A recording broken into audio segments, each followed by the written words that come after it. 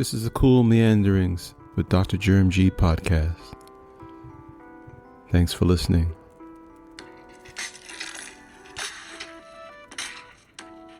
Welcome back to Cool Meanderings with Dr. Germ G. I'm your host. That's right. I'm an aspiring writer, a lover of sports, culture, education, and I'm back. I'm back to just round up the month. It's been a little bit interesting. Lots of interesting stuff happening. First I want to comment on this thing that Dr. Pepper really, I thought, captured well with their fake Smallville commercial or show or whatever they call this thing. They call it Fansville. They've had 7 seasons of it, but it's basically a spoof of college town, college football, Friday Night Lights, Smallville, all wrapped in one. Well, basically, they came up with this really interesting concept called playoff-uary. They're basically saying that, the football playoffs tend to run from January all the way through February. And this year, that would be the case because we had not only did we have the NFL playoffs, we had the first year of an expanded college football playoff. And, I thought the first round playoff games were in late December. And I thought they were okay. You had 4 so-so first round games. Clemson they got taken care of by Texas. It was interesting for a moment heading into the fourth quarter, but then the Longhorns pulled away. And then the other games, SMU at Penn State, Indiana at Notre Dame, and the other forgettable game that I have to really sit down and think about. I believe the other game, there was a fourth game. It was Notre Dame and Indiana, Penn State and SMU, Clemson and Texas. Oh yes, of course, the Ohio State. This man the one game that was supposed to be competitive in the first round was the least competitive. Ohio State dismantling Tennessee. They dropped 42 on them. That's all you need to know. And then the second round was a mixed bag. You had the 4 bowl games. You had the Ohio State surprisingly beating up on the Oregon Ducks, the undefeated Oregon Ducks, with ease in the second round in the Rose Bowl. And probably the best game was Arizona State against the Longhorns, Texas Longhorns, in the Sugar Bowl. I believe they played in the Sugar Bowl. That was a good one. That was a pretty good one. I thought that was good. And then you had Georgia surprisingly going down to Notre Dame. I did not expect that. I didn't see that coming. And then Penn State taking care of Boise State rather easily. So you had a okay second round. Things really heated up in that semifinal round. Penn State and Notre Dame played a classic semifinal playoff game. Came down to the last drive.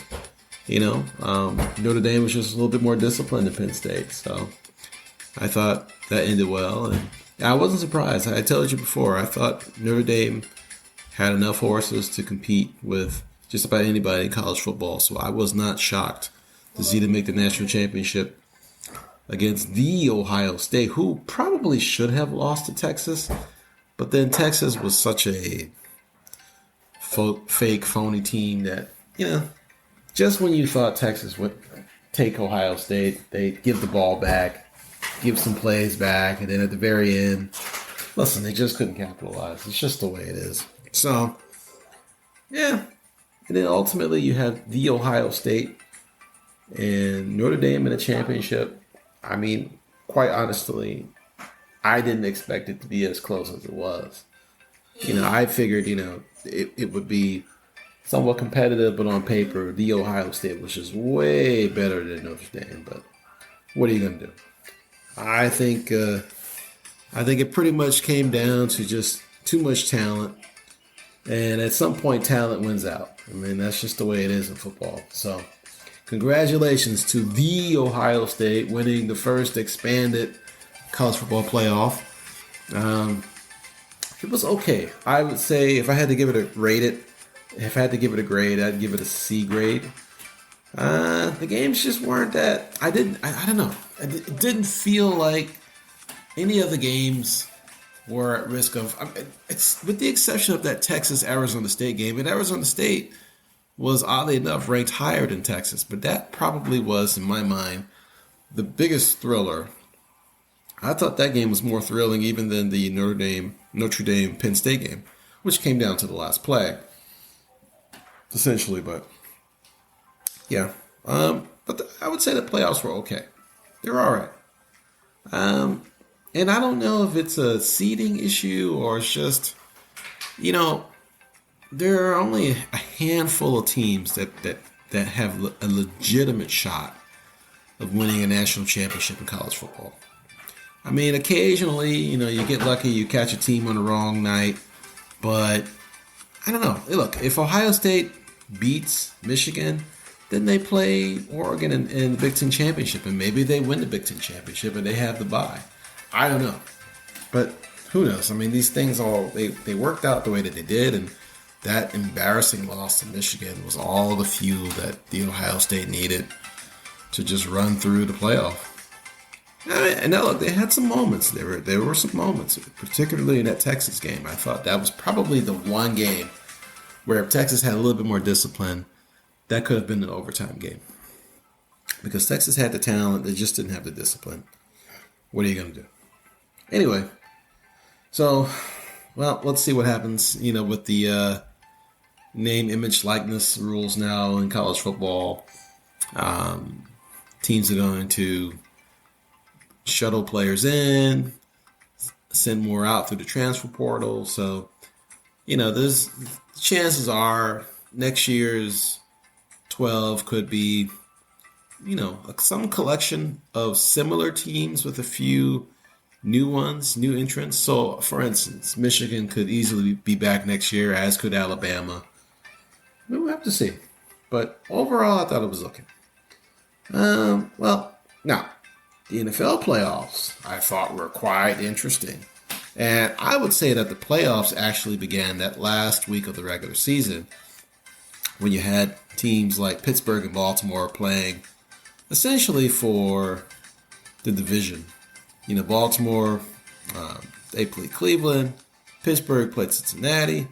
And, Cincinnati, that was an interesting game because Cincinnati was trying to play its way into the playoffs and beat Pittsburgh at Heinz Field, but then ended up missing out because Denver took care of business against Kansas City. But still, it was interesting and entertaining to see how for some teams the final playoff spots really came down to the last week. I was surprised to see Atlanta get eliminated. The Atlanta Falcons, having had brought in Kirk Cousins and so many other players, free agents, they seemed like a team that was very likely, very easily to be, at least a wild card, if not the NFC South winner. But, Tampa Bay, despite beating Tampa Bay twice during the season, Tampa Bay still pulled it out and won that division because I just think that Atlanta had a breakdown in their offense at some point in the second part of the season. Kirk Cousins threw one too many interceptions, and enter Michael Penix. That draft pick doesn't look so bad now. People question, why draft Michael Penix after signing Kirk Cousins? Well, because these guys, in my opinion, in my view, the GM for Atlanta just he approached the situation with a little bit of realism and thought, okay, look, we might get 2 years out of Cousins. If we're lucky, two productive years, then what? We need a quarterback situation for the next 10 years. And so it was a good move. I mean, Michael Penix is a polished college player who could come in and start immediately. And when he had the luxury of sitting behind Cousins for about 8 to 10 games, and got his chance to play towards the end of the season and did a great job. So Atlanta should be interesting next year, as will be the Washington Commanders. But I'll get to them in a minute. The other game I want to mention from that last week of the season was the Detroit Lions versus Minnesota game. Very rarely do we get a game at the end of the season where you get two teams with records like theirs, 14 and they both were 14-2. Yeah, they both were 14-2. Not only playing for the NFC North title, but for the overall number one seed. And Detroit pulled it out. And as a result, Minnesota ended up going all the way down to 5th, having to hit the road against the Rams, who, due to the unfortunate situation of Los Angeles, had to play the playoff game in Arizona, in Glendale, Arizona. And the Rams just completely decimated the Vikings. I was surprised. Because the NFC North, I thought, was probably the most competitive division in football in the NFL this year. They sent 3 teams in the playoffs: Green Bay Packers, Minnesota Vikings, and of course the Detroit Lions. I can understand the Packers going down at Philly. It was a tough matchup. Philly proved to be pretty tough, formidable opponent throughout the season, especially at home. But I thought Minnesota would be a bit more competitive than they were. I mean, Darnold was eating grass for most of that afternoon, or early evening. So I don't know. That was disappointing, but probably the most disappointing and surprising. The most disappointing has to be the Detroit Lions getting smoked by those Washington Commanders in the second round. I mean, wow. I think, giving up over 40 points to the Washington Commanders, who, by the way, have themselves a quarterback of the future in Jaden Daniels. Heisman Trophy winner. Another Heisman curse breaker, Jaden Daniels. We've had quite a few lately. I've noticed that. The NFL has... some of these Heisman winners have been doing well lately in the NFL. I mean, some of them are on the verge of being Hall of Famers, like Derrick Henry. Yeah, it's amazing. But yeah, Jaden Daniels, another Heisman winner, had a great season. Probably going to be Rookie of the Year. You had Baker Mayfield, also in the playoffs, who the Commanders beat. They went to Tampa Bay and beat the Commanders and former Heisman Trophy winner Baker Mayfield to get that shot at Detroit. But yeah, not to meander, because that's what I do, but I think it's an interesting observation, though. When I was younger, when I was a kid, a lot of the Heisman winners, very seldom that you get a Heisman winner who turned out a reasonably successful to potential Hall of Fame career. But looking at the Heisman winners over the last 10 to 15 years, I mean, I can think of a handful that have been anywhere from good to great. Mark Ingram, the running back from Alabama. Cam Newton. Cam Newton had a pretty good career. He was an NFL MVP. Took a team to the Super Bowl with the Panthers, right? Let's see, who else comes to mind? Marcus Mariota's career has been okay. Not great. Jameis Winston, he's still in the league. Both he and Mariota are still serviceable quarterbacks. They're backups at this point, but they're still serviceable. They're okay. Yeah, they've had sustained okay careers, but you could attribute that in part to the way the game is played and how the quarterback is protected. But still, to be in the league as long as they've been suggests that they had enough talent, because you can go back to the late 80s and 90s and find quite a few Heisman winners that didn't last in the league for more than 2-3 years, or maybe 5, 6, 7, but they were awful. I would say that Winston's had opportunities. He's had ample opportunities to start and play games, and yeah, he's a risk taker, and as a result, I mean, his numbers reflect someone that can toss just as many interceptions as touchdowns, but he's still good enough. Mariota, you know, he's good. He's a package QB. You know, he did have a chance to start, for the Tennessee Titans and played in a couple of playoff games, so he had his moment. But still, I mean, but yeah, we've had quite a few successful Heisman Trophy winners translate well in the NFL. I mean, Derrick Henry is probably an excellent example of someone that just took his game to a whole other level and is essentially a Hall of Fame player. But with Jaden Daniels and Baker Mayfield, I mean, I like seeing our Heisman Trophy winners represent themselves well in the league. I think this is great. It's great for college football. It's great for the league. It's great for the Heisman Trophy reputation. I think it's that it's not just a bunch of guys that wash out, but guys that can play. It's great. No one else really comes to mind though at the moment.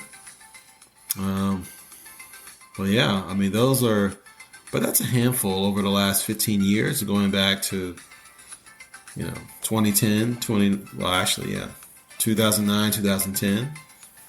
Yeah, I would say we've had quite a few. Yeah, anyway. So Jaden Daniels, the latest Heisman Trophy winner to make it and translate into NFL, has done well for himself. Took the Commanders all the way to the NFC Championship game, and basically talent won out. The Eagles were just too much. They're going back to the Super Bowl to once again meet the Kansas City Chiefs. Yeah, basically, after the Commanders dispatched the Lions, I pretty much figured that we'd get the Chiefs and Eagles again.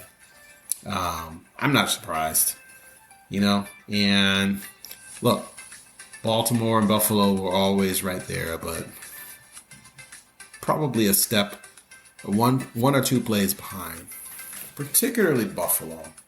I thought Baltimore, had they found a way to beat Buffalo in Buffalo, they might have had a shot against KC, but I felt like this rematch in the Super Bowl was inevitable. Now, in the game itself, I think I like Philly.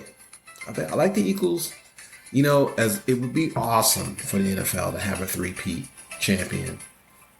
We've come close a few times over the years, so it would be great. But I don't know. I think this is the Eagles' year. I think the Eagles are better. I think they have more talent. They have a better roster. I think they have the advantage at running back with Saquon Barkley, and I like their secondary.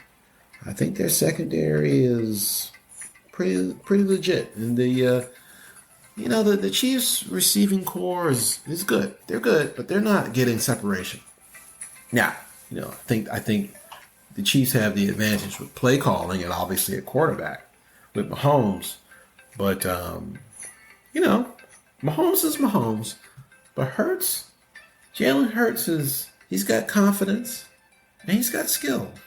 And he's been in the game before. I thought 2 years ago he had a great game with the exception of that fumble return for a touchdown in the second quarter there, a Super Bowl 57.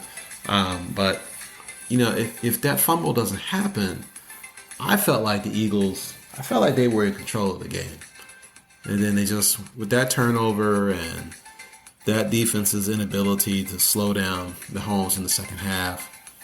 And look, they give the Chiefs credit. They made a couple of great plays in the late third quarter and into the fourth quarter of that game. But it felt like Hurts was coming. It felt like he was knocking on the door. It felt like the Eagles were knocking on the door. And, I mean, look, the one thing I would say is that the defense for Kansas City is better this year than it was that season. I mean, that was a pretty high-scoring game, in part because KC they made plays on defense when they needed to, but they didn't. it wasn't like last year's defense when they played the Niners. That defense was just impenetrable. I mean, they were just really difficult to get through, and I feel like that's what we're looking at, man. I think that's what we're looking at with this particular Kansas City Chiefs team. You know, Mahomes has been okay. He's been an okay quarterback, but he's still Mahomes. The offense has been good enough. It's the defense for Kansas City, if they win, is because they figure out a way to slow down Philly's playmakers. But I think in the end, they just have too many. I mean, between Saquon Barkley, you know, Dallas Goedert, tight end, and then those wideouts, you know. You've got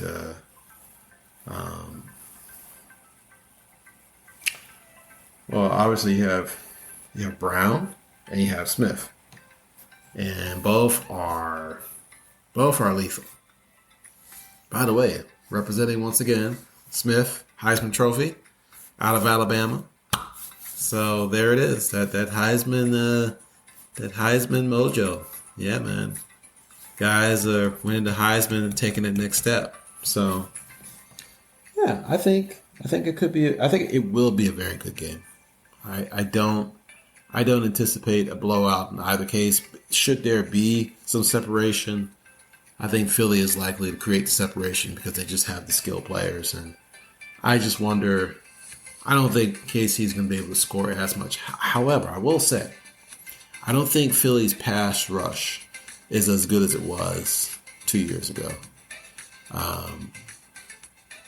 You know, I think the pass rush is okay, but they don't quite have a guy that can get around and harass the quarterback like they did a couple of years ago. They had a guy, but they let him go. They let him go to the New York Jets, and he didn't end up playing because, listen, I mean, it's just he wanted money that the Jets weren't willing to give him, but that's a whole other story.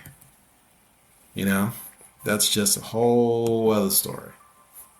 But that's okay because they have enough defense. But yeah, it was Hassan Reddick who was really a force for the Eagles a couple of years ago. But listen, they're in a game. They've got the players. The question is, what's the matchup like? And I think it's a pretty good matchup. I think it's a pretty good matchup. Fairly evenly matched. You know, the spread, I think the Chiefs are favored by 1.5. I think that's fair. I mean, they're two-time champs on the verge of repeating. You got to give them at least 1.5. So, yeah, it should be fun. You know, admittedly, I have to say, generally, I am pretty buzzed about football and the playoffs. This year, it's been okay. I don't know. It's been difficult to sit through an entire game. I don't know why, but maybe I'm just spoiled because I know that YouTube is going to cut the highlights. You know, the NFL's channel is going to cut the highlights for me, and I could just watch an abbreviated version of the game for, 10, 15 minutes and get all the, the key highlights, and without the commercials or, the whatever ad-libbing the sportscasters are doing. I have to tell you, the idea of sitting and listening to Tom Brady call the game for over 3 hours on Super Bowl Sunday is not exciting. I'm 50-50 on watching the whole game. I may watch the whole game, or I may check out the first quarter just to see how things, just to get a sense of how these guys are going to play each other. Maybe I'll take a peek in the second quarter, and then after that, look, I've got kids, I've got other things going on, so maybe I'll pick it up, once it's over. But I'll tell you, the one thing that I have not been able to get away from is this new MCU series, The Friendly Neighborhood Spiderman, that just dropped. It just dropped 2 episodes, and man, I want more. I mean, wow. I didn't think I would like it this much, but it's pretty chill. It's pretty chill, and I like that. I don't know, I think I like that I just went into it without any expectations. Saw a couple of clips. I thought, that's Spider-Man, and I wasn't sure because they're rebranding some of the classic characters from the comics, and Dr. Connors is now a young lady, who is, she's not from, I don't quite recall where they said she was from in the show, but I mean, it's fine. It's fine. Obviously Norman Osborn is, I believe, I think he's African American. I don't know, but it's fine. It's fine. It's cool. It's a good show. I like it. I want more episodes. And quite frankly, I want more of the MCU. I'm looking forward to watching the rest of this series and Daredevil Born Again. Yeah, I'm looking forward to all that, man. I think the MCU is getting off to a good start. It's a good show. I think we should get, hopefully, a trailer for Fantastic Four First Steps. I think they say in the coming weeks, but we'll see. But yeah, let's get these shows rolling out. I'm excited, man. And I think we're going to get a third season of Invincible in March, too. So we're going to get Daredevil Born Again and Invincible Season 3 in March. I hope so. That sounds awesome. Yeah, so I think so. I think so. I think it's good. And hopefully, Captain America Brave New World is okay. It's coming out February 14th. I plan to watch it. Despite all the different drama going on with it, I think it should be, it's an okay film. Won't be too long. I look forward to watching. I'm looking forward to all things MCU this year. Let's see, before I sign off, is there anything else that's happened this month that is interesting or newsworthy? Oh, yes, I do live in the DC area, so yes, we've all been abuzz with the new president coming to town, the old new president who was here before, and things have been interesting so far. It's only been a week, so has it even been a week? Yeah, it's been a week. It's been almost 2 weeks. So, fun times ahead, man. Fun times ahead. Lots of news to be made. We'll see how it goes. Hopefully cooler heads prevail. We'll see. All right, my friends, I'm just chiming in. Meandering a little bit here with you for the month of January on to February. Be safe. Thanks for listening. I'm out. This is the Cool Meanderings podcast with Dr. Germ G.